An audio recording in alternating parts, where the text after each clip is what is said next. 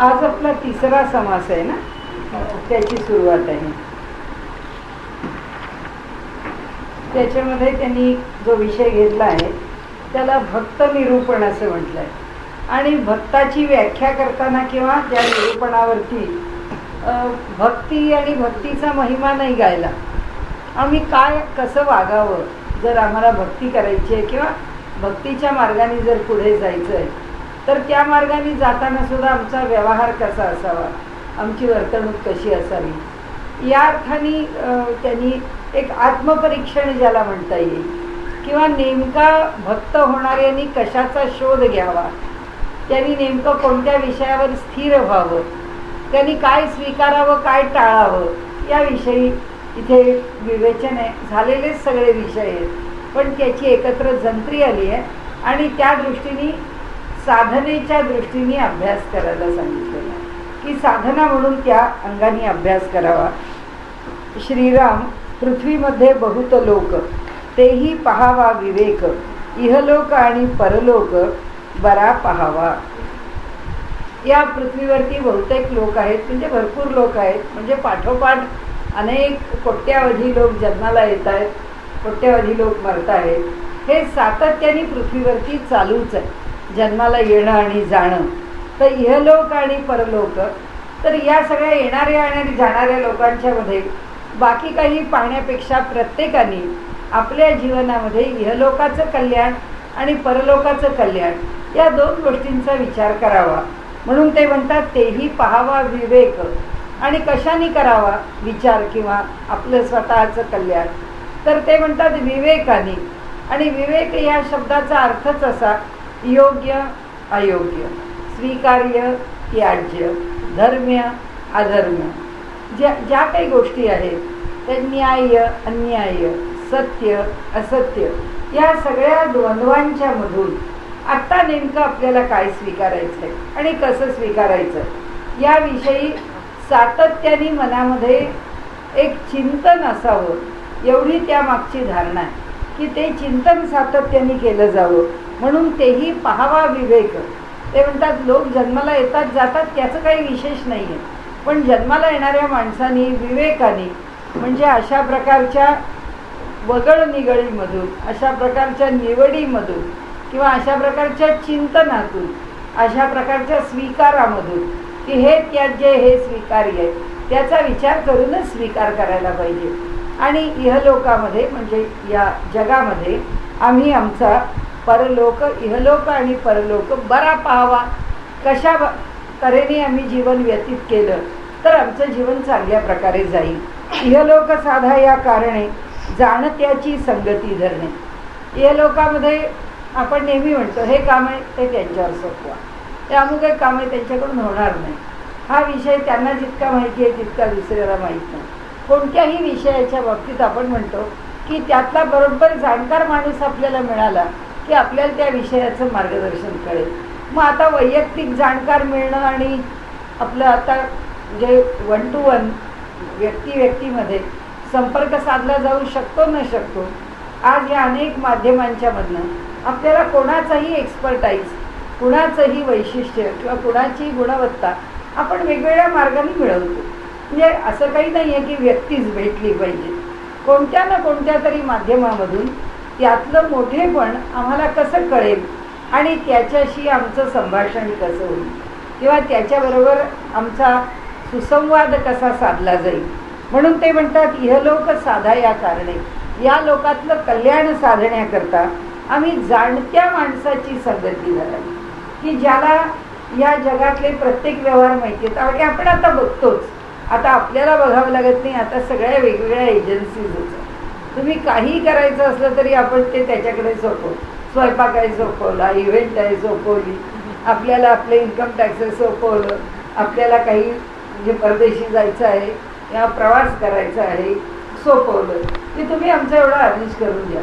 म्हणजे त्या जाणत्याबरोबर जर आम्ही व्यवहार केला तर आमचा व्यवहार सुखाचा होतो. आम्हाला माहिती नाही आणि आम्ही व्यवहार करायला गेलो तर आमचा व्यवहार सुखाचा होत नाही. परलोक साधा या कारणे सद्गुरू पाहिजे. परलोक साधण्याकरता मात्र सद्गुरूंची आवश्यकता आहे. कारण तिथे त्या मार्गावरती असं ऐर्या-गैर्या माणसाचं काम नाही आहे. आणि म्हणून जर परलोकाचा विचार करायचा असेल तर मनुष्याने कुठेही कारण नसताना आपण आपल्याला झोकून देऊ नये. त्याचं कारण असं की पुढे जर ते अनाठायी ठरलं, पुढे जर ते अयोग्य ठरलं तर आपली मनाची बैठक तितकी खंबीर पाहिजे की काय आहे तर त्या विषयाने आम्हाला काही फरक पडत नाही. आमची जी श्रद्धा आहे, आमचा जो भाव आहे, आमचं जे काही कार्य आहे ते कार्य असंच चालू राहणार. ही जर मनाची धारणा पक्की असेल तर मनुष्याची श्रद्धा कुठे ठेवली आहे आणि मग गुरु केलेले आहेत आणि मग त्या गुरूंच्या मार्गदर्शनाखाली चाललेलं आहे. नाही तर सद्गुरू जेव्हा करायचे तेव्हा त्यांचे निकष दोन आहे. शाब्देच परेच निष्णातः असं त्यांचं वर्णन केलेलं आहे की शब्दज्ञानाने सुद्धा जे परिपूर्ण आहेत आणि परे म्हणजे ज्यांना अध्यात्माची अनुभूती फार उच्च कोटीची प्राप्त आहे, ज्याला आमच्या महाराष्ट्रामध्ये आम्ही संत म्हणतो. ती जी संत मंडळी आहेत त्यांचा अधिकारच एवढा मोठा आहे की म्हणजे आपलं भाग्य आहे महाराष्ट्रात एवढी मोठी माणसं पाहायला मिळतात. सबंध हिंदुस्थानामध्ये मिळून जेवढे संत नसतील तेवढे एकटे आमच्या महाराष्ट्रामध्ये पंढरपूरच्या वाटेवर संत आहेत. आणि सगळ्यांचा अधिकार इतका श्रेष्ठ आहे की यांच्या अधिकाराचे एक एक संत आम्ही जर पाहायला लागलो सबंध भारतभरामध्ये तर आपल्याला बोटावर मोजणे इतके संत दिसतील यांच्या अधिकाराचे. इथे ज्या प्रकारे या संतांचं वैभव आहे आणि जी निस्पृहता, जो व्यवहार, जे सगळं त्यांचं काव्य, म्हणून असं म्हटलंय की लिखाणही तितकंच आहे, ज्ञानही तितकंच आहे आणि त्याचबरोबर अनुभवही त्या पातळीवरचा आहे. असा जो शाब्देच परेच निष्णात आहे, असा जो संत आहे तो संत सद्गुरुपदाला योग्य आहे. कारण लक्षणच आपल्याला माहिती आहे. ब्रह्मानंदम परमसुखदम केवलम ज्ञानमूर्ती द्वंद्वातीतम गगन सदृशम तत्वमसी आदी लक्षम. तत्वमसी आदी जी वाक्य आहेत ती वाक्य ही ज्यांच्याकरता लक्ष ठरतात, म्हणजे ज्यांचं वर्णन करण्याकरता आम्हाला उपयुक्त ठरतात. तत्वमसी कुणाबद्दल म्हणावं? ब्रह्माबद्दल. तेच त्यांच्याबद्दल म्हणताय. सर्वं खलु इदं ब्रह्म त्यांच्याबद्दल म्हणताय. म्हणजे त्यांच्याबद्दल जी वाक्य आम्हाला उच्चारता येतात ती कशी आहेत तर ते असं म्हणतात की जे ब्रह्माचं वर्णन आहे तेच वर्णन ज्या व्यक्तीला लागू पडतं तोच सद्गुरू आहे. म्हणजे तो तसा आम्हाला जर कोणी भेटला तर आमच्या परलोकाचं कल्याण होतं. अन्यथा ग्रंथ हे गुरु आहेत, कारण त्या त्या सत्पुरुषांचे ग्रंथ आहेत. सत्पुरुष त्या ग्रंथांच्या रूपाने आहेतच. आणि त्याकरता आपण अनेक वेळा बोललो तसंच पुन्हा एकदा की भगवंतानीच सांगून ठेवलं आहे, भगवान श्रीकृष्णाने सांगून ठेवलं आहे की माझी वाङ्मयीन मूर्ती म्हणजे भागवत आहे. आणि मग प्रत्येक संतांनी म्हटलं आहे की माझा माझा हा ग्रंथ म्हणजे माझी वाङ्मयीन मूर्ती आहे. त्यामुळे ते ग्रंथ जे आहेत त्या विद्यमान ग्रंथांच्या माध्यमातून आम्हाला संत उपलब्धच आहे. आम्हाला संतांचा सहवास आहेच आहे. प्रत्येकाने आपलं आपलं आश्वासन दिले. माझी काया आणि वाणी गेली म्हणाला अंतःकरणी, आत्मा रामदास बोल माझे स्वरूप नित्य सिद्ध सदा सिद्ध. माऊलींनी सांगितलंय गुजे वीण अनुवादू शब्दे वीण संवाद करा या ग्रंथाची. कुठल्याही गूढतेशिवाय हा ग्रंथाचा अनुवाद होईल. शब्दे वीण संवादू, ते आमच्याशी संवाद करतील, शब्दाशिवाय करतील. काय गरज आहे की ज्ञानेश्वर महाराज बसलेत आणि आम्हाला प्रवचन करून सांगतायत की मला असं म्हणायचं आहे. ते म्हणतात काही आवश्यकता नाही आहे. गीतेत सांगितल्याप्रमाणे बुद्धियोगम ददाम्यहम, मी तुला बुद्धी देतो, तुझ्याकडे विचार देतो, तुला प्रेरणा देतो. त्या प्रेरणेतून तू जाण की मला काय म्हणायचं. ज्याचं अंतःकरण जितकं शुद्ध आहे तितकी त्याला प्राप्त होणारी सत्पुरुषांची प्रेरणा अधिक त्यांच्या जवळ नेणारी आहे, अधिक त्यांच्या ज्ञानाजवळ नेणारी आहे. कारण असं आहे की त्यांना नेमकं काय वाटतं हे आम्हाला कधीच कळू शकत नाही. आम्हाला माहीतच नाही. आम्ही आमचा अर्थ लावत पुढे चालत राहतो. पण लावलेला अर्थ हा त्यांच्या अधिक जवळ जावा असं वाटत असलं तर आपण त्यांना तितके शरण गेलो पाहिजे. आपली त्यांच्यावरची श्रद्धा तितकी उत्कट पाहिजे. म्हणून माऊलीने एका ओळीच्या अर्ध्या भागामध्ये सांगून टाकलं की शब्दे वीण संवादू गुजे वीण अनुवादू. ते म्हणतात शब्दाशिवाय तुमच्याशी संवाद आहे, कोण सांगतं मी आहे मी नाही, काही फरक पडत नाही आमच्या असण्यानं. आणि गुजेविण अनुवाद, कुठल्याही प्रकारचं त्यातलं गूढ शिल्लक न राहता त्याचा अनुवाद म्हणजे अर्थ हा तुमच्यापर्यंत पोचणारच आहे, तुम्हाला तो अर्थ प्राप्तच आहे. त्यामुळे इथे सद्गुरूसी काळे पुसावे हेही कळेना स्वभावे. आता सद्गुरू भेटले, आता त्यांना काय प्रश्न विचारायचा हे पण कळत. समर्थांनी सगळं शिकवून ठेवलं, इथे गेला तर उगीच दुसरं काहीतरी बोलू नका, जे बोलायचं हे तेवढंच बोला. म्हणून ते म्हणतात सद्गुरूसी काळे पुसावे हेही कळेना स्वभावे. आपल्याला तेही कळत नाही म्हणाले की आपण काय विचारावं. अनन्य भावे एक भावे दोन्ही गोष्टी पुसाव्या. कसं भाव, दोन भावाचे पण दोन प्रकार सांगितले. एक प्रकार सांगितला की अनन्य भावे, सद्गुरूंना अनन्य भावानी शरण जावं. आणि दुसरं एक भाव ठेवावा, म्हणजे एकविधा आमच्याकडे सद्गुरूंच्या विषयीची भक्ती असली पाहिजे. या व्यक्तीकडे गेलं म्हणून त्याच्याकडे घालीन लोटांगण वंदीन चरण, इथून दुसरीकडे गेला की पुन्हा घालीन लोटांगण वंदीन, जाईल तिथे हा लोटांगण घालतोय, हे काही खरं नाही. ज्याला शरण जायचं आहे, ज्याच्या ठिकाणी तो वंदन करतो आहे, त्या ठिकाणचा हा भाव जो अनन्यतेचा आहे तो पण एकविधा पाहिजे, तो पण एक भाव पाहिजे. एका ठिकाणी एका व्यक्तीच्या ठिकाणी समर्पण पाहिजे. याचा अर्थ कोणाकडे शिकायला जाऊ नये का, सगळ्यांकडे जाऊ. ज्यांच्याकडे जातो तिथेच आपल्या सद्गुरूंना पाहावं. आपलं जे आराध्य दैवत आहे ते आराध्य दैवत आपल्या अंतःकरणातून दूर होऊ नये. का होऊ नये? त्याच्यात त्या व्यक्तीचा महिमा वाढवायचा आहे म्हणून, संप्रदायाचा महिमा वाढवायचा आहे म्हणून नाही, आमच्याकरता आहे. आमच्याकरता का आहे तर आमच्याकरता एवढ्याच करता आहे की आम्ही जेव्हा उपासना करतो तेव्हा उपासनेचं उद्दिष्ट एकच आहे की अंतःकरणामधल्या जेवढ्या म्हणून वृत्ती आहेत त्या वृत्ती कमीत कमी झाल्या पाहिजेत. आणि त्या वृत्ती कमीत कमी करणं आणि त्यातनं एकच वृत्ती शिल्लक राहणं, जो श्रद्धाभाव आहे, तो श्रद्धाभावच फक्त शिल्लक राहावा. आता एक प्रकारचा श्रद्धाभाव आमच्या सद्गुरूंच्या ठिकाणी आमच्या अंतःकरणात आहे. दुसऱ्या व्यक्तीकडे गेलो की सद्गुरूला बाजूला करून सगळं त्यांचं चरित्र डोळ्यापुढे आणून त्यांच्यापुढे एक पुन्हा वेगळा भाव उत्पन्न करू, पुन्हा तिसऱ्याकडे गेलो, तिसऱ्याकडे पुन्हा एक भाव.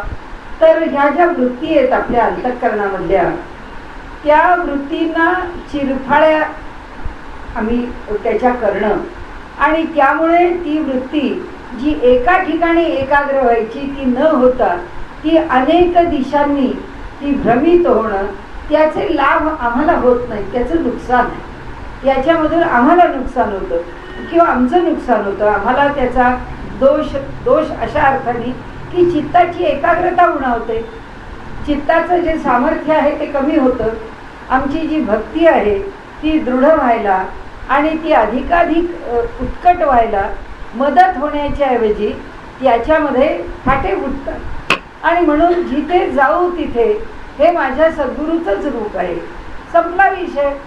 कारण त्या माणसाचं, त्या व्यक्तीचं, त्या संताचं त्यांचं मोठेपण स्वीकारलं आहे, त्याच्यातलं जे पटलं आहे ते घेतलं आहे, त्यांचा जो अधिकार आहे त्या अधिकारामधून त्यांच्या आशीर्वादाची अपेक्षा केलेली आहे, पुढे चालला. पण भाव अंतःकरणामध्ये, म्हणून आपल्याकडे पारंपरिक जे पद आहे किंवा श्लोक आहे, ज्या ज्या ठिकाणी मन जाय माझे त्या त्या ठिकाणी निजरूप तुझे, मी ठेवितो किंवा ठेविते मस्तक ज्या ठिकाणी तेथे तुझे सद्गुरू पाय दोन्ही.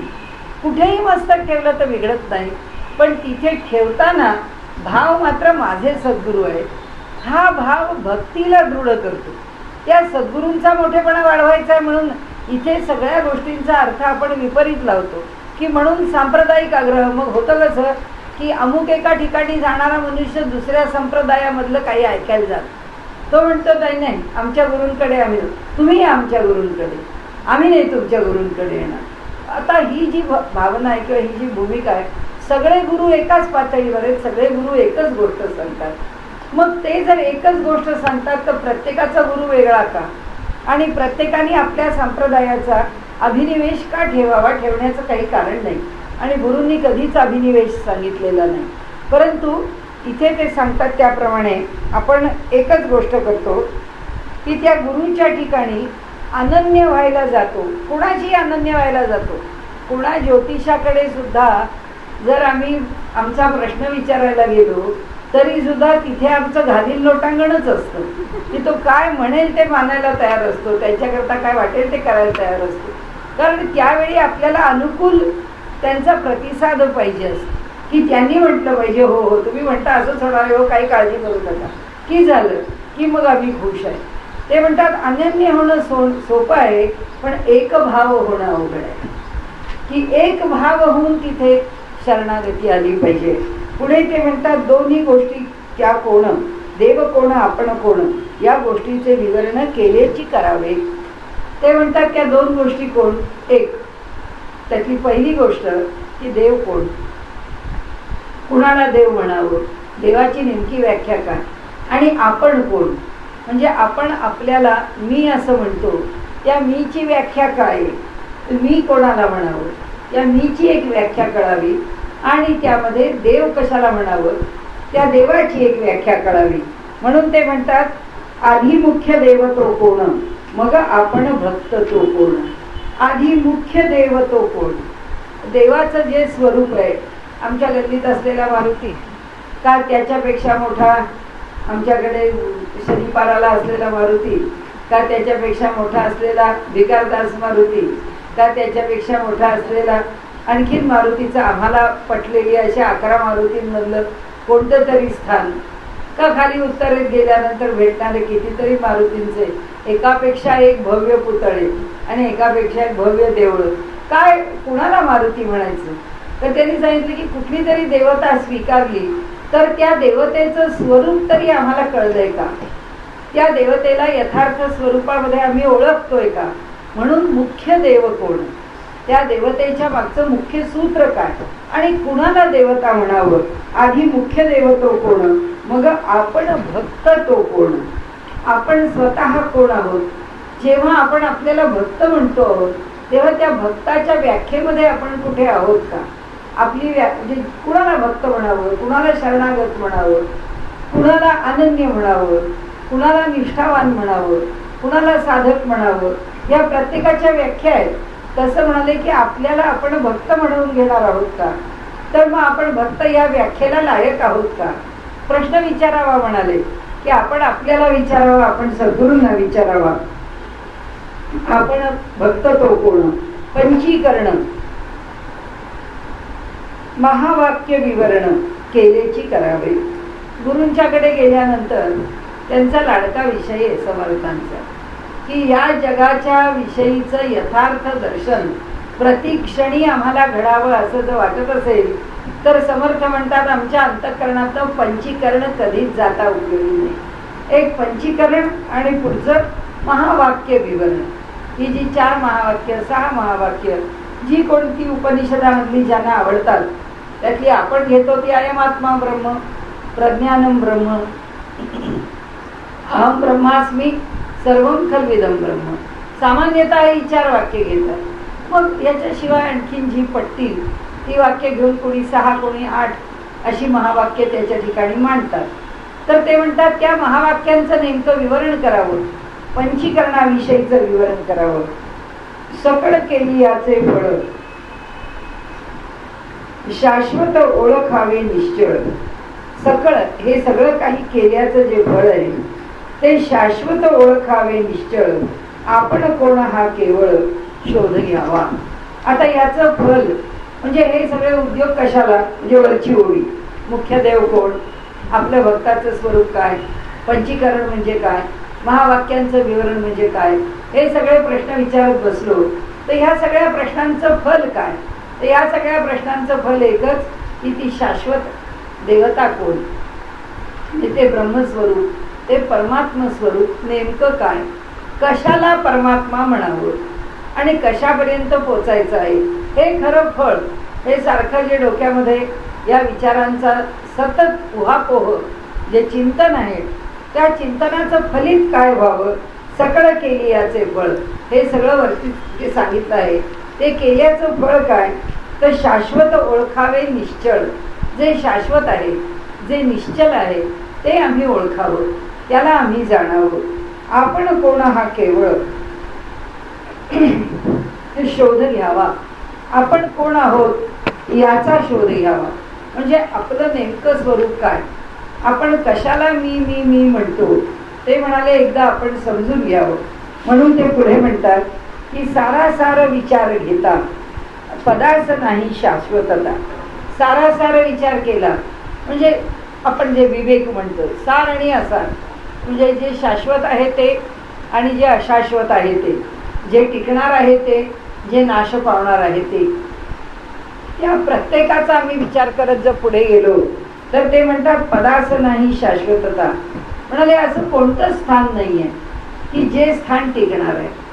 सगळं निघून जाणार आहे, सगळं निघून जाणार आहे, सगळं उडणार आहे, इथे काही टिकणार नाहीये. मग आधी कारण भगवंत ओळखिले पाहिजे. आधी कारण आद्य कारण म्हणजे भगवंताचं जे आद्य स्वरूप आहे, भगवंताचं जे अनादी रूप आहे ते आम्ही ओळखलं पाहिजे. की मूलभूत परमात्म्याचं स्वरूप काय ते आम्हाला कळू दे. आम्ही रामावर थांबलो, आम्ही कृष्णावर थांबलो, आम्ही हनुमंतावर थांबलो, आम्ही शंकरावर थांबलो, आम्ही कोणत्या ना कोणत्या तरी देवता स्वरूपावर थांबलो.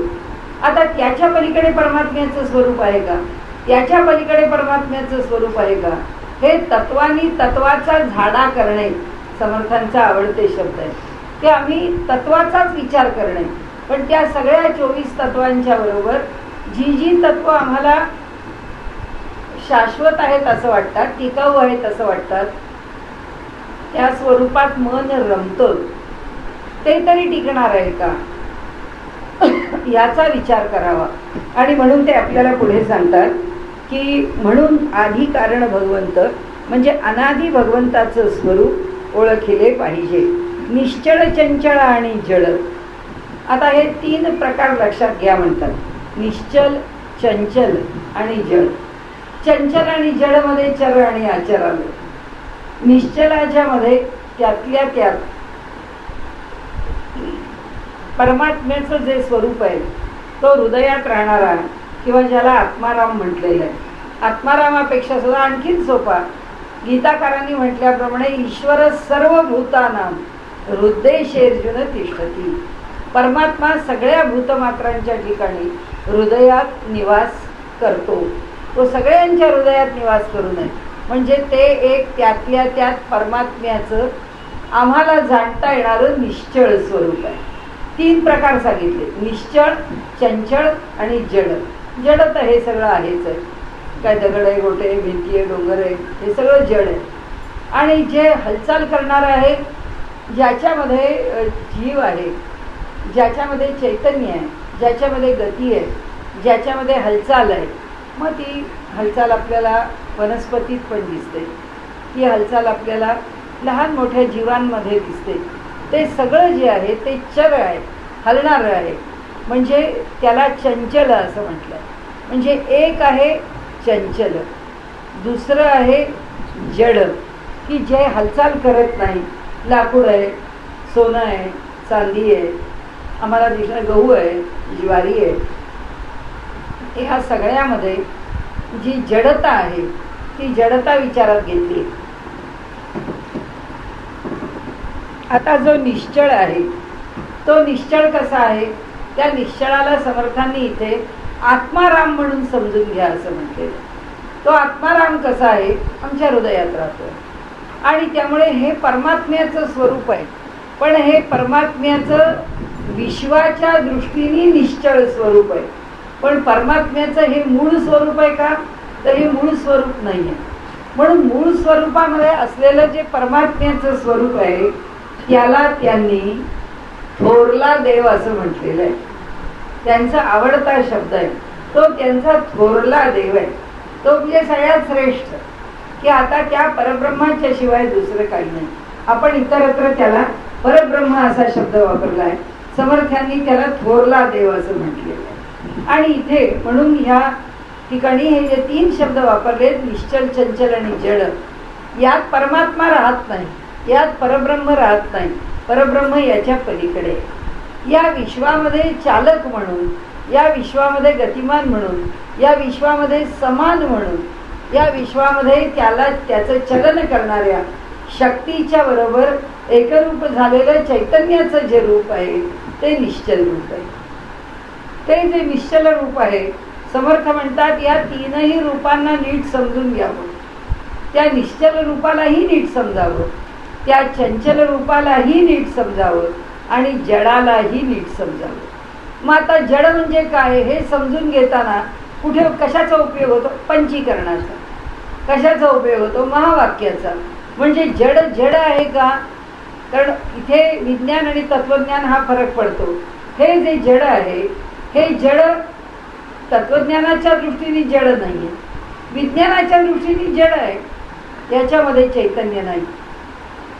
तत्वज्ञानाच्या दृष्टीने चेतना आहेच, पण चेतना कशी आहे? ती चेतना सुप्त आहे. चेतना आहे, चेतना नाही आहे असं नाही आहे. तर त्या चेतनेला, या लाकडाला जर काही याच्यात बदल व्हायचे असले तर होणार नाहीत का? होणार आहे. कारण ह्या सगळ्या चराचरामध्ये तो परमात्मा भरून राहिलेला आहे. त्यामुळे ह्यात सुद्धा चैतन्य भरलेलं आहे. तत्वज्ञानाच्या दृष्टीने सर्व जडामध्ये चैतन्य आहेच आहे, परंतु या संबंध जडात जरी चैतन्य आहे तरी ते आम्हाला दृश्य नाही आहे. जे जड नाही, जे चंचल आहे त्यातलं चैतन्य आम्हाला दृश्य आहे, वनस्पतीतलं चैतन्य आम्हाला दृश्य आहे. कारण तसं जर चैतन्य नसतं तर आज पान आहे, उद्या पानाच्या मध्ये जागा आहे, म्हणजे बेचक्यामधून एक काही ना काहीतरी वरती उगवून बाहेर आलेलं आहे, ते अंकुरित झालं आहे.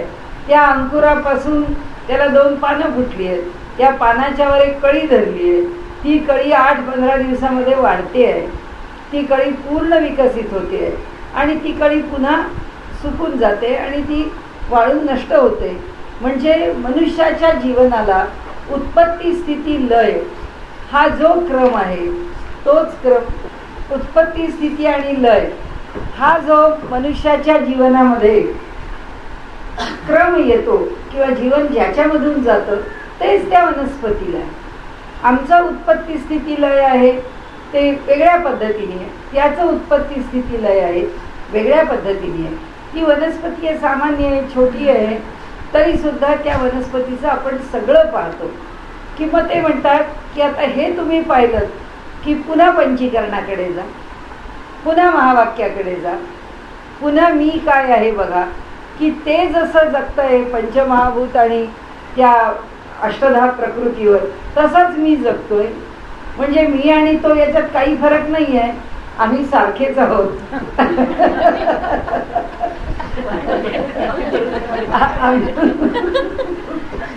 म्हणजे डायबिटीज नसलेल्या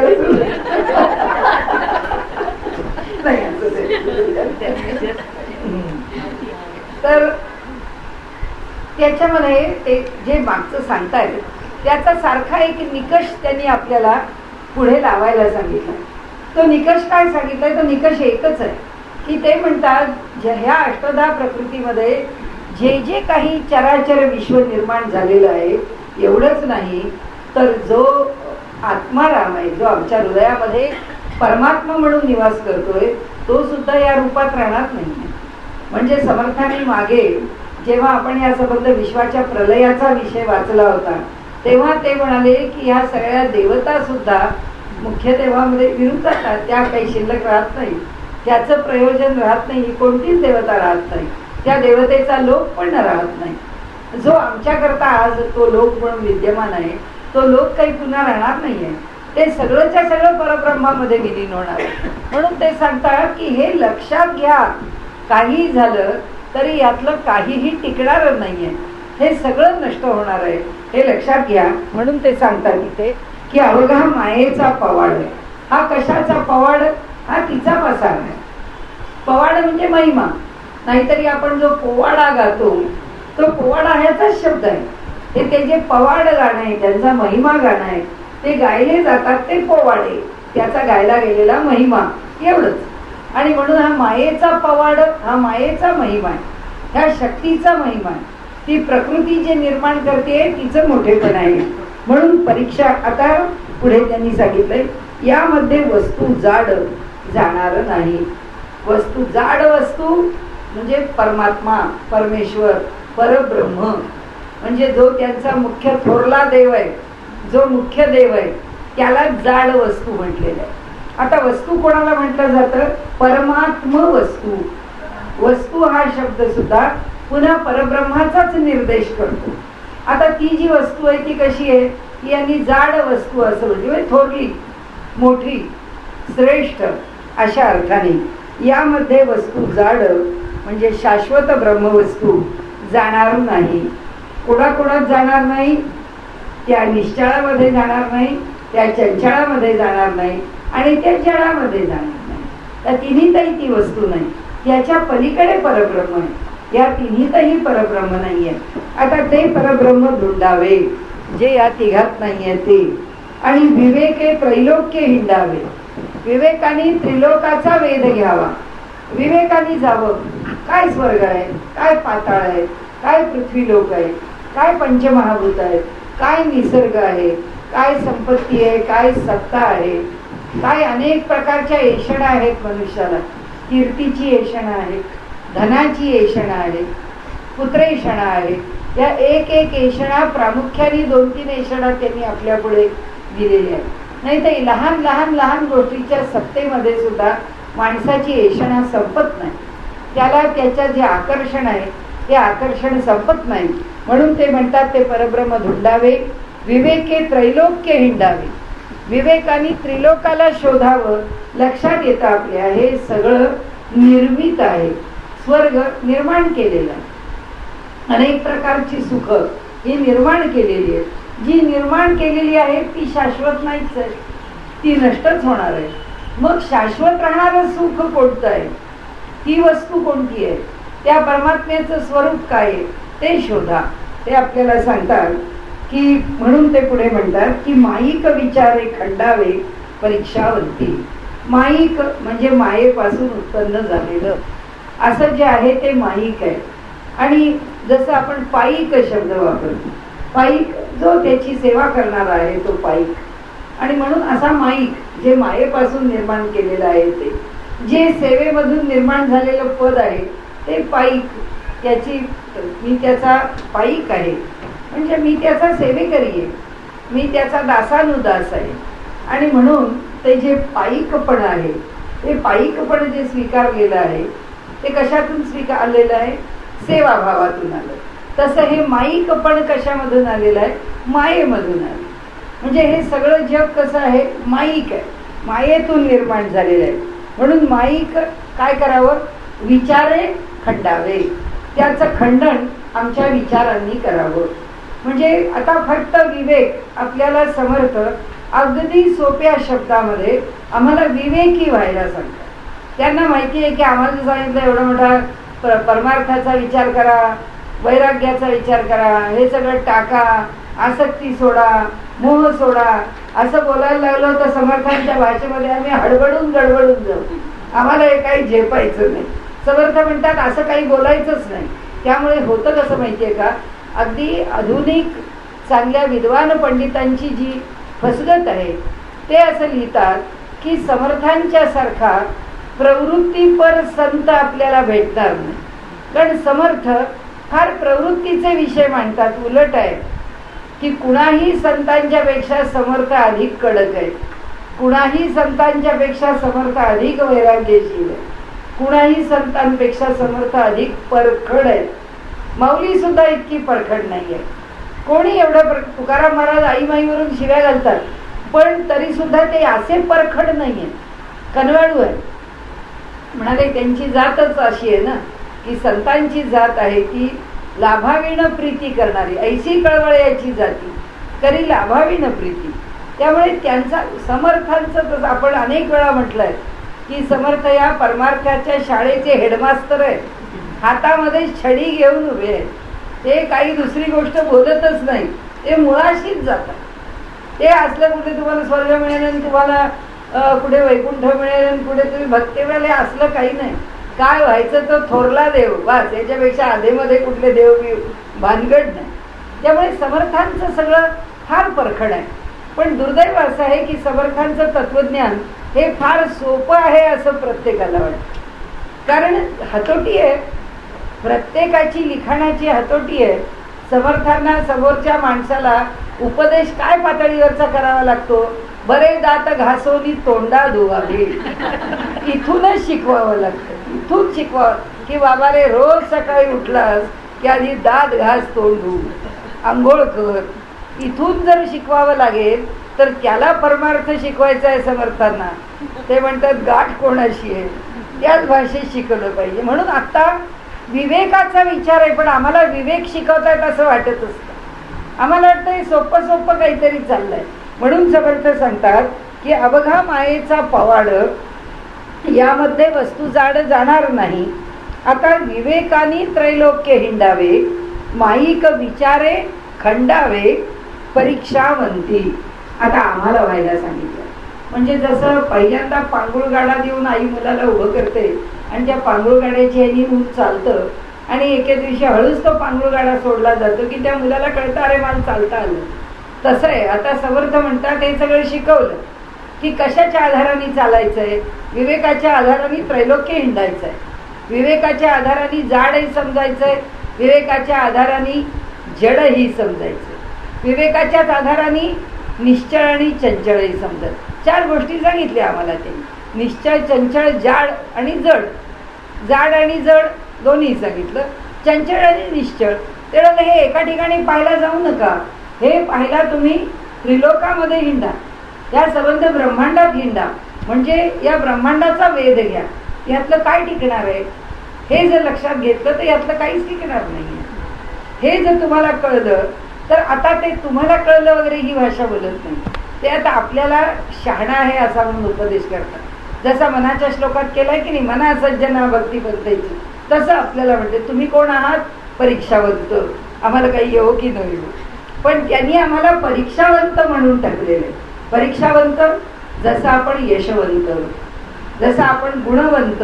हा शब्द समर्थांनी एक एक शब्द नवीन निर्माण केलाय, पण निर्माण केलेला शब्द फार सुंदर आहे.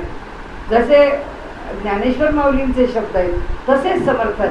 आता परीक्षावंत शब्द त्यांचाच आहे.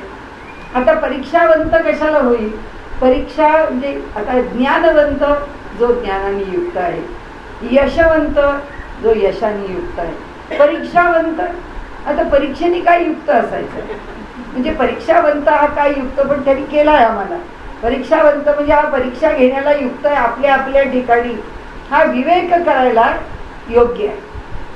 आता ते म्हणतात तुम्ही आता विवेक करायला योग्य झाले, कारण विवेक करण्याकरता, परीक्षा घेण्याकरता आता तुम्हाला तुमचं कक्षा कळली, ती कुठे कुठे जाऊन परीक्षा घ्यायची आहे. आता आपल्याला जी ठिकाणं आहेत परीक्षा घेण्याची ती कळली आहेत. आता भरा आपल्याला एक एक गोष्ट त्यांनी सांगितली. आता ते म्हणतात ते परब्रह्म धुंडावे. आता परीक्षावंतांनी परीक्षा करायला कुठं जायचंय, पहिल्यांदा परब्रह्म कुठे राहतं हे शोधावं. त्याच्यानंतर इथे विवेके त्रैलोक्य हिंडावे, माईक विचारे खंडावे, परीक्षावंती. बाकीच्या सगळ्याचं खंडन करून टाकावं. हे आधी एका ओवीमध्ये आम्हाला त्यांचं विधान म्हणून सांगितलंय. आम्ही शोधायचं आहे त्या परमात्मा वस्तूला, माईक सगळं खंडून टाकायचं आहे. पण ते मी तुम्हाला शिकवतो तुम्ही ते करा असं नाही म्हटलं, तुम्हालाच करायचं आहे. याला पुन्हा वचनाचा आधार कुठला आहे, गीतेचाच. उद्धरेत आत्मन आत्मानं न आत्मानं अवसादय, आत्मैव आत्मनो बंधुर आत्मैव रिपुर आत्मना. आमचा उद्धार आम्हालाच करायचा आहे, दुसरा कोणीच आमचा उद्धार करून देणार नाही. आणि आम्हीच आमचे शत्रू किंवा मित्र आहोत, दुसरा कोणीच शत्रू मित्र नाही. आमचा उद्धार करायचा तरी आम्हीच, आमचा अधपात करायचा तरी आम्हीच, दोन्ही करणारे आमचे आम्ही आहोत. म्हणून त्यांनी इथे सांगितलं की आता काय करत जा. आता आम्हाला शिकवतात. आम्हाला आधी शाळा कसं असतं ते लहान मुलाला मोठ्या मुलाला समजावताना त्या लहानाला तू खूप शहाणा आहेस बरं, तुझ्या मोठ्या भावाला काही कळत नाही. आपण नेहमी आपलं नेहमीचं उदाहरण आहे, तो बघ त्याला 2च चाकी सायकल आणली, तुला 3 चाकी सायकल आणली आहे, त्याच्यापेक्षा तुझी सायकल चांगली आहे. त्याला 2च चाक्याची सायकल मिळाली आहे. आता तू शहाणा बाबा, तू शहाणा. याच्याकरता जे काही कसं आहे ते आपल्याला परीक्षावंत तू आहेस, तू शहाणा आहेस असं म्हणून आता उपदेश काय करतायत बघा. खोटे सांडून खरे घ्यावे, हे सुद्धा आम्हाला त्यांना शिकवावं लागतंय की खोटं घेऊ नका, खोट्याचा स्वीकार करू नका, खरे घ्यावे. परीक्षावंती परीक्षावे, त्याचंही परीक्षा करा, काय खोटं आहे काय खरं आहे, मग घ्या. मायेचे अवघेची जाणावे रूप माईक, मायेचं सगळं रूप हे माईक आहे, फसवं आहे, जे जसं आहे तसं नाही हे परीक्षावंतांनी जाणावं. पंचभूतिक हे माया, आपल्याला माहिती आहे हा विषय. माईक जाये विलया, तेही आपल्याला माहिती आहे की माया ही पंचभूतात्मक आहे. जे जे मायेपासून निर्माण झालेलं आहे त्याचा त्याचा नाश होणार आहे, हेही आपल्याला माहिती आहे. पिंड ब्रह्मांड अष्टकाया नाशिवंत, पिंडाच्या 4 काया, ब्रह्मांडाच्या 4 काया, या सगळ्या नाशवंत आहेत. म्हणजे आमचा स्थूल देह, सूक्ष्म देह, कारणदेह, महाकारण देह नाशवंत आहे. आमच्या ब्रह्मांडाच्या 4 काया विराट आहे, हिरण्यगर्भ आहे, अव्याकृत आहे, मूळ प्रकृती आहे. 4ही नाशवंत, हे कोणीच राहणारे नाहीये. या प्रत्येकाला नाश आहे.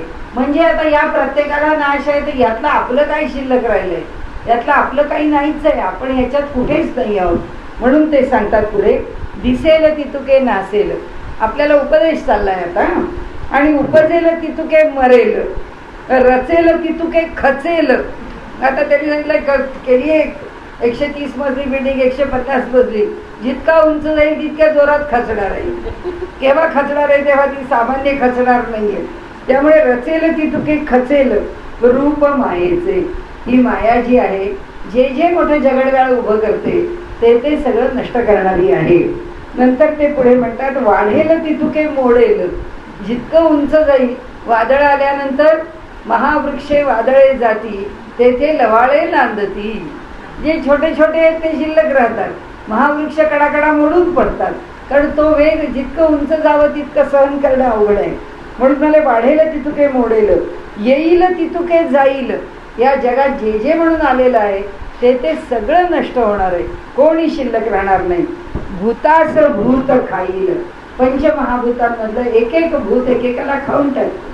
पृथ्वीला जल खातं, जलाला अग्नी खातो, अग्नीला वायू खातो, वायूला आकाश खातं. आणि ह्या सगळ्याला त्या नाश करून त्या परब्रह्मामध्ये हे सगळं प्रकृतीच्या ठिकाणी अव्यक्तात विलीन होऊन ती प्रकृती पण परब्रह्माच्या मध्ये विलीन होऊन जाते. ती पण शिल्लक राहत नाही, त्यातलं कोणीच राहत नाही. का? कारण तो 4था देह आहे ना, ब्रह्मांडाचा मूळ माया, तो कुठे राहणार आहे, तोही देह संपणार आहे. आणि म्हणून ते सांगतात, कल्पांत काळी, जेव्हा कल्पाचा अंत होईल तेव्हा हे सगळं संपणार आहे. देहधारक तितुके नासती, पुन्हा आपल्याला शिकवतायत. म्हणजे उपजेल तितुके मरेल म्हणून त्यांना खात्री यांना अजून पटलेलं नाहीये. कारण तिकडे मनाच्या श्लोकात शिकवलंच आहे की मरे एक त्याचा दुजाशोक आहे, अकस्मात तोही पुढे जात आहे. कारण दुसऱ्याचं मरण पाहताना मी जिवंत आहे याची जाणीव आहे, पण म्हणाले ही जाणीव सारखीच ठेवली पाहिजे की मलाही असंच जायचं. महाथोर ते मृत्यूपंथेची गेले, किती एक ते जन्मले आणि मेले. काही त्याला काही अंत का हे आहे म्हणाले, त्याला सीमा नाही. वाढेल देहधारक तितुके नासती, हे तो रोकडी प्रचित. ही तर आम्हाला सातत्याने येणारी प्रचिती आहे. मनुष्य वीण उत्पत्ती रेत कैचे, अन्न नसता रेत कैचे. मनुष्याशिवाय उत्पत्ती नाही, उत्पत्तीला सामर्थ्याशिवाय उत्पत्ती नाही, अन्नाशिवाय देहामध्ये सामर्थ्य नाही, औषधीशिवाय म्हणजे बीजाशिवाय अन्न नाही, अन्नाच्या शिवाय म्हणजे औषधीच्या शिवाय जिणे कैसे. म्हणजे जर बीजच नसेल तर जिवंत कसं राहावं. म्हणून आपण म्हणतो की प्रत्येकाचं हायब्रीड आपल्याला आवडत आहे, पण हे हायब्रीड करता आपल्याला त्याचं मूळ बीज म्हणजे औषधी जपून ठेवावीच लागेल. आज जर आम्हाला सारखा कोणताही तांदूळ घ्या की तो सारखाच हायब्रीड आहे, सारखा त्या तांदूळाच्या मध्ये संकर आहे. आणि संकरित गहू खातो, संकरित ज्वारी खातो, पण संकरित करायला तरी मूळ जपावं लागतं. कारण मूळ असल्याशिवाय संकर करता येत नाही. संकराकरता तरी मूळ पाहिजे. म्हणून ते म्हणतात औषधी म्हणजे मूळचं बीज हे शिल्लक असलंच पाहिजे, त्याच्याशिवाय काही करता येत नाही. औषधीचं जिणे कैसे पृथ्वी नसता, आणि ही जर पृथ्वी नसेल तर औषधी कशी राहील, म्हणजे बीज कशी राहतील. आप नसता पृथ्वी नाही, जल नाही तर पृथ्वी नाही, तेज नसता आप नाही, वायू नसता तेज नाही ऐसे जाणावे. म्हणजे पंचमहाभूत ही एकमेकांपासून निर्माण झाली आहेत हे लक्षात ठेवावं. आणि त्याचा सगळ्यात शेवट कशामध्ये आहे तर आमच्या जन्मामध्ये आहे, की आम्ही जन्माला सुद्धा याच सगळ्या क्रमाने येतो. हे जर सगळं उलट्या क्रमाने नष्ट होत राहिलं तर आम्ही कुठे आहोत? आम्ही नाही आहोत तर कोण नाही आहे? अंतरात्मा नसता वायोगायचा. जर तो परमात्मा नसेल, परमात्मा म्हणजे कोणता? जो ह्या विश्वाचं चालन करणारा ईश्वर, सर्व भूताना, तो जो ईश्वर आहे सर्व भूतमात्रांमध्ये राहिलेला, तो जर ईश्वर नसेल तर काय होईल? वायोकायचा. वायोकायचा म्हणजे गती कशी? गती आणि प्रकृतीला वायू म्हटलंय, आपल्या लक्षात आहे ना. मागच्या एका समासामध्ये आकाशाला ब्रह्म म्हटलंय आणि वायूला प्रकृती म्हटलंय. म्हणजे ते म्हणतात अंतरात्मा जर नसेल तर वायू कसा असेल? वायू कसा असेल म्हणजे प्रकृती कशी असेल? म्हणजे जन्माला कसं येईल? नाही येऊ शकणार जन्माला. आणि म्हणून ते म्हणतात विकार नसता अंतरात्मा कैसा. म्हणजे समजा जर मूळ मायाच नसेल तर अंतरात्मा कसा निर्माण होईल? कारण हा जो अंतरात्मा आहे या अंतरात्म्यामध्ये शक्ती समाविष्ट आहे चैतन्यामध्ये. जोपर्यंत चैतन्यात शक्ती समाविष्ट नाही तोपर्यंत तो अंतरात्मा अंतरात्मा म्हणवलाच जात नाही, कारण तो काहीच करू शकत नाही. तो जो ईश्वर आहे आमच्या हृदयामधला, तो ईश्वर आम्हाला प्रेरणा देतो. सांगतोय ना भगवंत, बुद्धियोगम ददाम्यहम, मी तुम्हाला बुद्धियोग देतो. मी कुठून देतो? तुमच्या हृदयातच राहिलो. मी तुम्हा सगळ्यांच्या हृदयात राहून तुम्हाला शहाणपण शिकवतो. मी तुमच्याच हृदयात राहून तुम्हाला प्रेरणा देतो. मी तुमच्याच हृदयात राहून तुम्हाला प्रेरणा देऊन कार्य करून घेतो, कार्य घडवून घेतो. हे सगळं जर तोच करतो तर हे सगळं करताना तो जर नुसता त्याच्या रूपात असेल मूळ मायेशिवाय तर तो काही नाही करू शकत. त्याच्याकडे गतिमानता पाहिजे. म्हणजे पुन्हा आपल्याला ते मागचं लक्षात ठेवायला पाहिजे की चैतन्याबरोबर प्रकृती पाहिजेच, पुरुषाबरोबर प्रकृती पाहिजेच, चैतन्याबरोबर माया पाहिजेच, म्हणजे चैतन्याबरोबर शक्ती पाहिजेच. चैतन्य आणि शक्ती हे दोन एकत्र आल्याशिवाय जगाचा व्यवहार होऊ शकत नाही.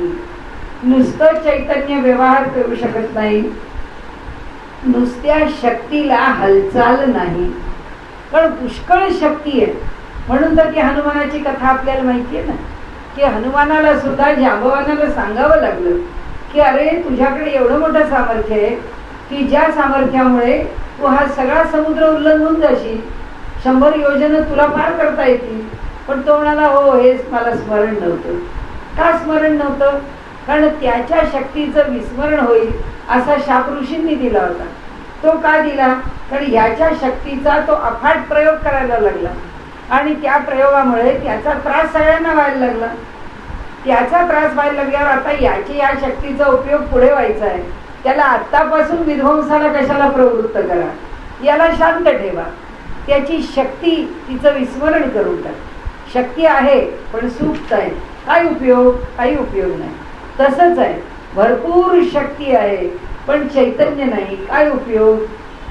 मनुष्य म्हणतो काम करण्याची पुष्कळ ताकद आहे पण आता शरीर हालत नाही, त्याला काय करायचं? म्हणजे चैतन्याच्या पातळीवरती सगळं प्राप्त आहे, ज्ञानाच्या पातळीवरती सगळं तयार आहे पण शरीर हालचाल करू शकत नाही.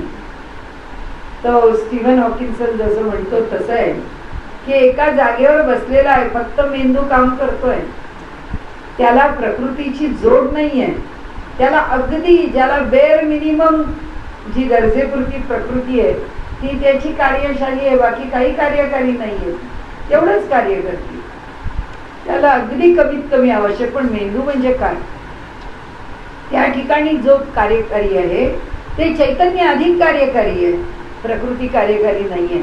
तर इथे ते सांगतात त्याप्रमाणे की विकार नसता अंतरात्मा कैसा.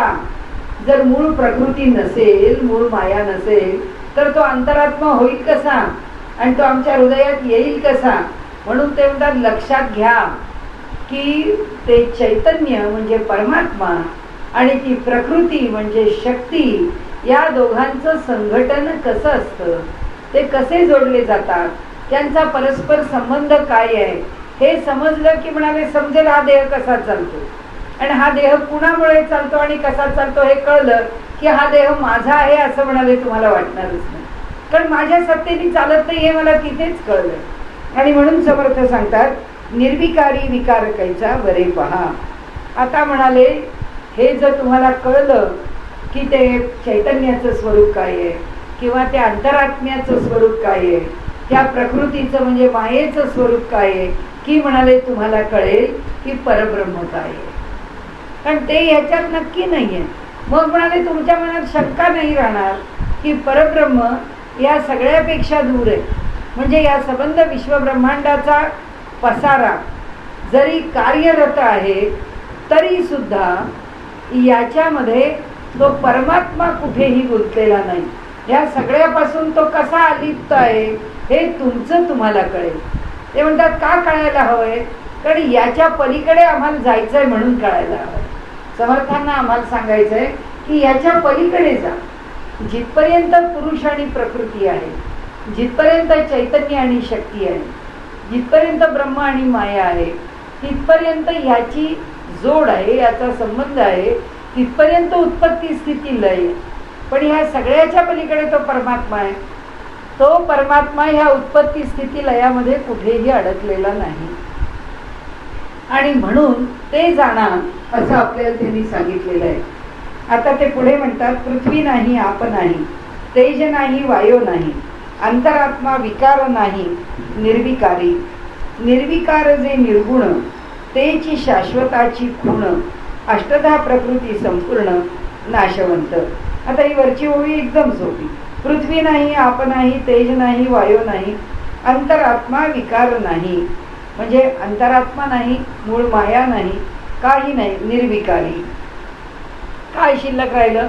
एक निर्विकारी परमात्म्याचं स्वरूप शिल्लक राहिलं. आता पुढच्या ओळीत घेतलं निर्विकार जे निर्गुण, जे गुणांच्या पलीकडे आहे असं जे परमात्म्याचं निर्विकार स्वरूप आहे, तेची शाश्वताची खूण, तेच शाश्वत राहणार आहे, तेच टिकणार आहे. म्हणजे त्रिगुणाच्या पलीकडे असणारं जे चैतन्य आहे तेच चैतन्य शाश्वत आहे, दुसरं काही शाश्वत नाही. अष्टधा प्रकृती संपूर्ण नाशिवंत. ही जी अष्टधा प्रकृती आहे ती अष्टधा प्रकृती पण कशी आहे? नाशवान आहे, ती पण नष्ट होणार आहे. म्हणून नाशिवंत समजून पाहिले तो ते असतासी नसते झाले. म्हणाले नाशिवंत जर आम्ही समजून घेतलं, कशाने? आता ते शब्द वापरत नाही पण विवेकाने. जसं आपल्याकडे त्या राजाच्या सगळ्या कीर्तनकारांच्या गोष्टी आहेत की राजाला त्याचं भविष्य सांगायचं. एक जण आला, त्यांनी भविष्य सांगितलं. अरे अहो राजे काय सांगायचं, तुमच्या आयुष्यातला योग असा आहे की तुमच्या समोर तुमच्या सगळ्या नातेवाईक आणि आप्त इष्टांचा मृत्यू होईल. राजा म्हणले हा कसला ज्योतिषी आणला, त्याला पाठवून द्या, ह्याला शिक्षा करा. दुसरा ज्योतिषी आणला. तो ज्योतिषीला राजा तुझं काय भाग्य सांगावं? म्हणाले तू एवढा मोठा होशील वयाने की नातवंड काय पतवंड काय तू तुझे खापरपण तू सुद्धा पाहिशील. आता हा राजा म्हणला काय भविष्य सांगणार आहे, त्यांनी माझं केवढं एवढ्या मोठ्या आयुष्यात हे सगळे मरतीलच ना. हा जिवंत राहिला पण त्याच्या आधी बाकीच्यांचं जीवन संपणारच आहे त्याच्या डोळ्यासमोर. तू एवढ्या सगळ्यांना पाहशील आणि तू फार शेवटपर्यंत जगशील असं म्हटल्याबरोबर त्या राजाला बरं वाटलं. तसं इथे आम्हाला ते विवेकाने सगळा त्याचा झाडा करा असा काही शब्द सांगत नाही. ते आम्हाला सांगतात, एवढंच सांगतात की म्हणाले शाश्वताची खूण जाणा, अष्टधा प्रकृती नाशिवंत आहे. नाशिवंत एकदा समजलं की मग ते तो असताची नसते झाले. म्हणजे या नाशवंतामध्ये आम्ही वावरत असलो तरी सुद्धा ते आम्हाला असून नसल्यासारखं आहे, कारण आम्ही ओळखलंय त्याला. त्याला एकदा ओळखल्यानंतर आता काय बघायचंय? आता बघण्यासारखं काही राहिलं नाही, कारण ते नाशवंत असलं तरी ते आम्हाला पकडू शकत नाही, ते आम्हाला मोहात टाकू शकत नाही, ते आम्हाला कुठल्याही प्रकारे चलित करू शकत नाही. लोभाने मोहाने आसक्तीने काही आमच्यावरती त्याचा परिणाम होत नाही. म्हणून म्हणाले सारासारो कळले समाधान. आणि सारासार विचारांनी समाधान कळलं.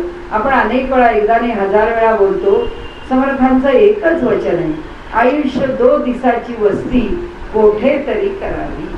कुठेतरी करावी, आयुष्य आपलं उत्तम प्रकाराने घालवावं. इथे काय घेऊन जायचं आहे आपल्याला? काही घेऊन जायचं नाही, सगळं इथंच राहणार आहे. 2 दिवसाचं आयुष्य इतका थोडा काळ आहे की जो काळ आम्हाला कळता कळता आयुष्य संपत आलं आणि संपायला लागलं असं वाटलं की वाटतं कितीतरी करण्यासारखं. या सगळ्या आयुष्यात आपण केलं असतं तर आपण काही केलं नाही का असं उलटा विचार करायला लागल्यावर आपल्या लक्षात येतं काय करणार होतो.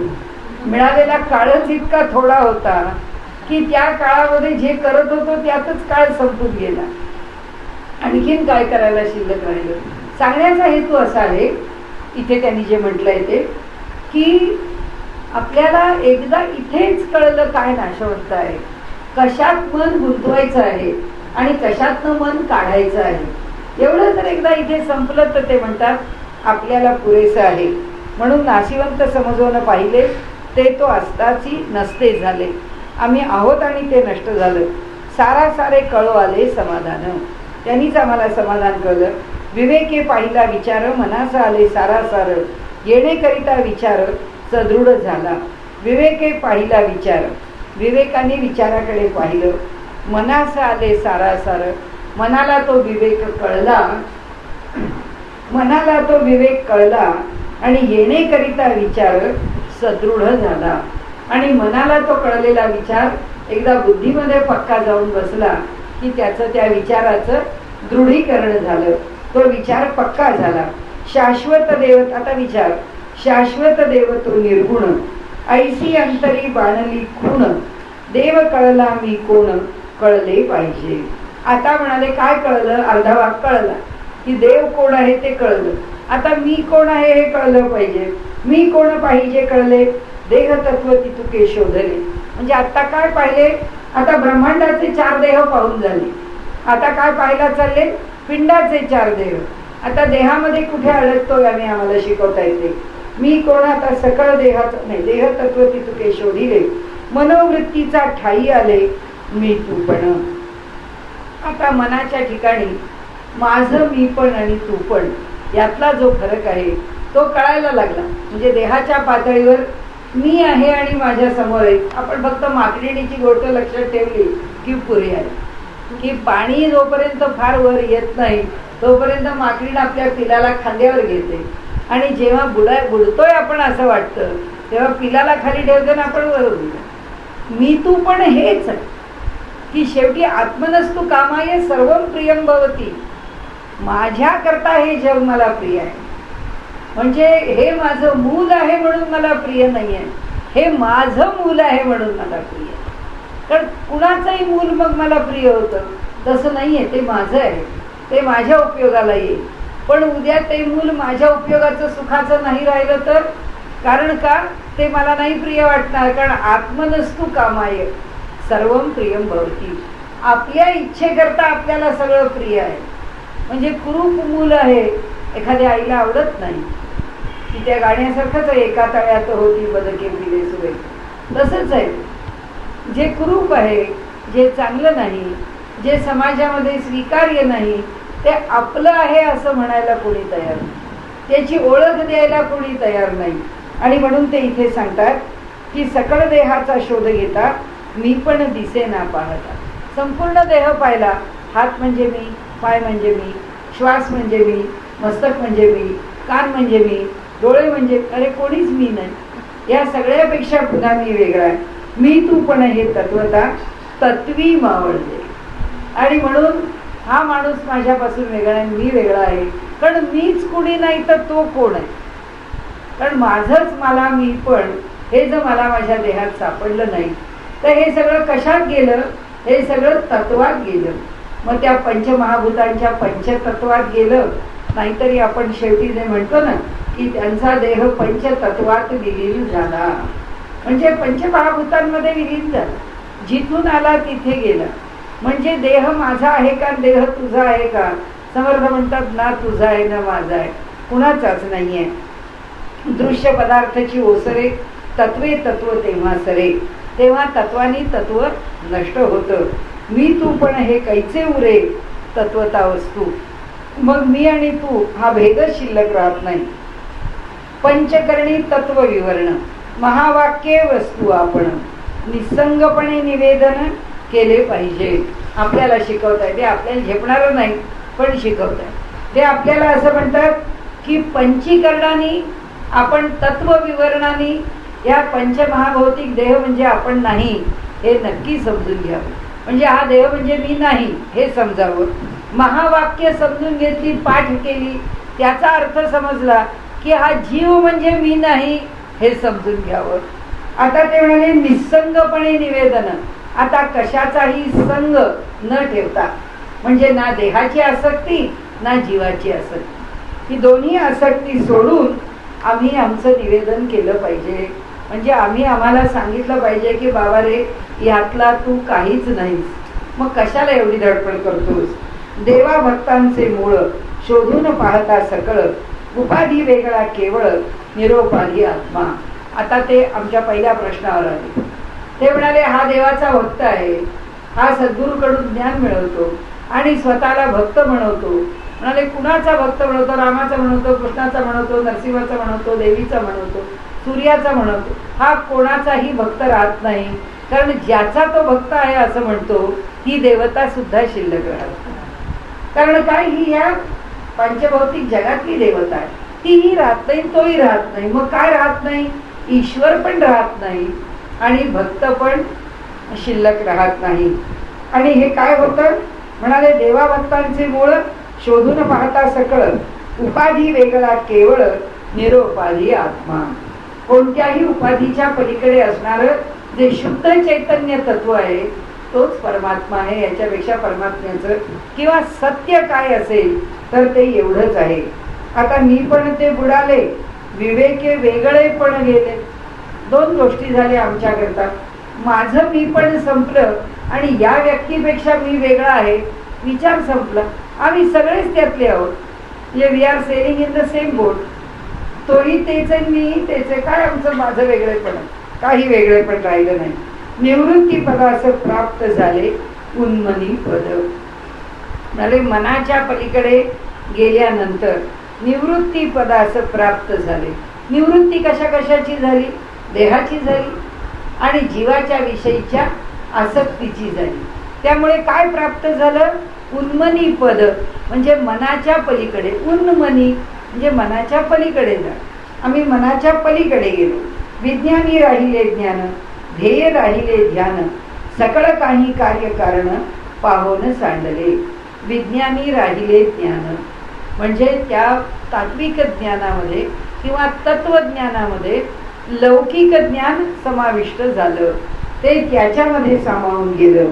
तर ध्येय राहिले ध्यान, काही पाहायचं आहे हे उद्दिष्ट राहिलं नाही.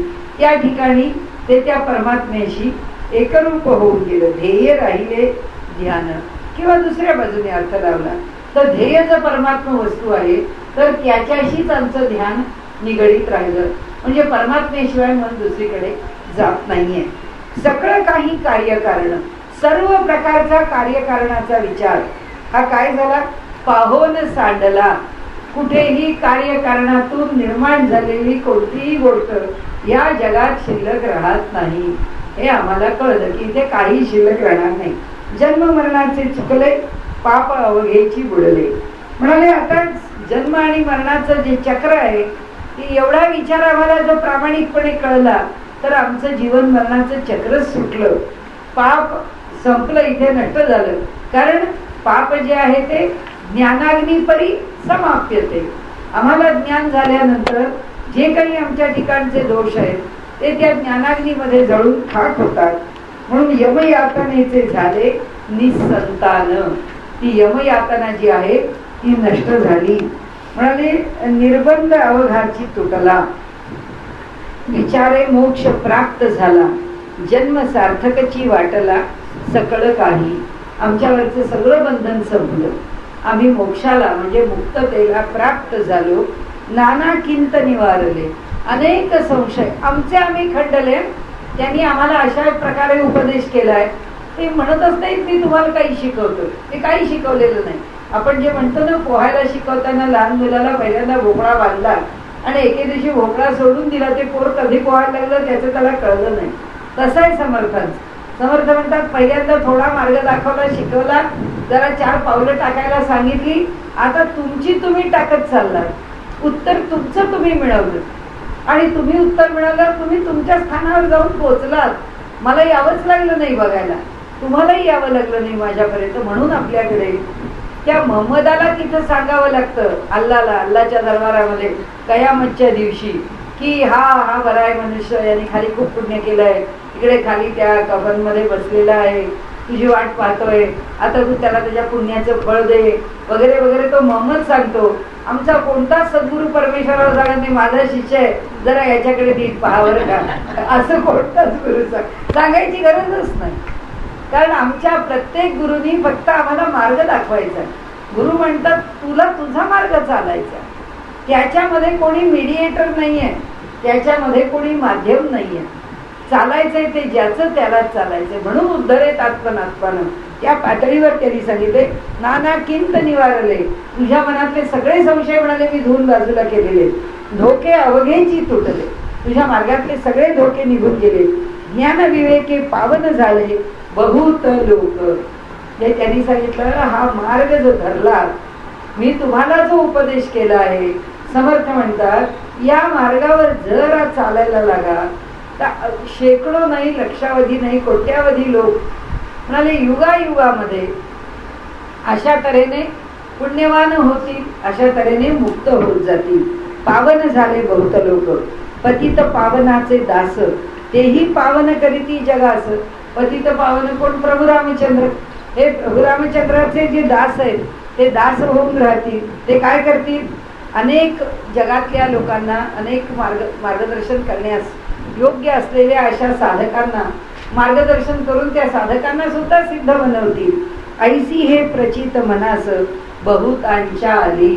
म्हणजे समर्थांनी सांगितलं, या पतित पावनाचे रामदासांच्या सारखे दास आहेत, ज्यांनी आपला स्वतःचा आत्मप्रत्यय सांगितलाय. समर्थाची या सेवका वक्र पाहे, असा सर्व भूमंडळी कोण आहे, जयाची लीला वर्णिती लोकतिनी, रूपेक्षी कथा रामदासाभिमानी.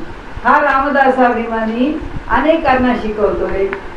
सगळ्या भारतभरामध्ये महंतांच्या मार्फत मठांची स्थापना केली आहे आणि सबंध हिंदुस्थानमध्ये पुन्हा धर्माचं, पुन्हा चैतन्याचं, पुन्हा तत्वज्ञानाचं, पुन्हा आर्य सनातन परंपरेचं उत्थान करण्याकरता त्यांनी जे कार्य केलंय, किती निर्माण झाले. ते म्हणतात, अहो प्रचित मनास बहुतांच्या आली. आम्ही जे निर्माण केलं याचा अनुभव अनेकांनी घेतला. कारण असे अनेक मठपती झाले, असे अनेक महंत झाले, असे अनेक कार्यकर्ते झाले. मला देवमस्तकी धरावा, अवघा हलकल्लोळ करावा, मुलुख बुडवावा अथवा बडवावा, कारण काहीही करावं धर्मरक्षणाकारणे, की ही कार्य करण्याकरता किती माणसं उभी राहिली. आणि त्या सगळ्यांनी प्रत्यय घेतला की नुसता अनुभव नाही, ज्या मार्गाने चालायला सांगितलं ते चालले आणि तो मार्ग काय दुसऱ्याला सांगत राहिले. म्हणजे उतू नको मातू नको, घेतला वसा टाकू नको, त्या जातीतलं. समर्थ म्हणतात एकाने दुसऱ्याला, दुसऱ्याने तिसऱ्याला देत जायचं आहे आणि त्याचा लाभ घ्यायचा आहे.